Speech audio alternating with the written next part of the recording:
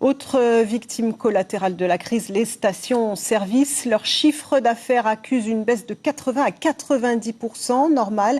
Les automobilistes confinés roulent moins. Les gérants tentent de limiter les dégâts et de garder leurs employés, mais ils ne pourront pas tenir très longtemps. Natacha Silagi, Sandroli et Jem Romli.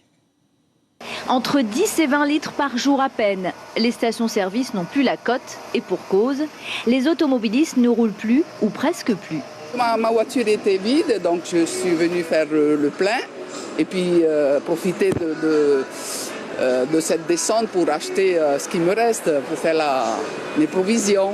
Oui, j'ai besoin d'aller sur Mainarama pour soigner ma jument, donc il me faut de l'essence. Voilà. Vous vous déplacez souvent ?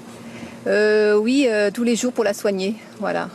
Terminer les 60 litres tous les quarts d'heure pour permettre aux bolides dotés de gros réservoirs d'aller jusqu'en ville et de rentrer jusqu'à Punaouia. Désormais, un seul mot d'ordre, s'en sortir pendant la crise. Le confinement fait du mal à la trésorerie et au chiffre d'affaires. Nous avons une baisse de la fréquentation de la clientèle, notamment au carburant, parce que dû au confinement qui a été mis en place par rapport aux mesures sanitaires et qui a été renforcé par le couvre-feu. Donc là, on a vraiment une baisse de la clientèle qui entraîne automatiquement une baisse du chiffre d'affaires. Car il faut bien survivre à cette crise sans précédent. Plus de clients, mais toujours des employés avec des dettes à payer. Il va falloir qu'on fasse des licenciements, c'est aussi simplement que ça. On ne pourra pas continuer à payer nos charges. Voilà.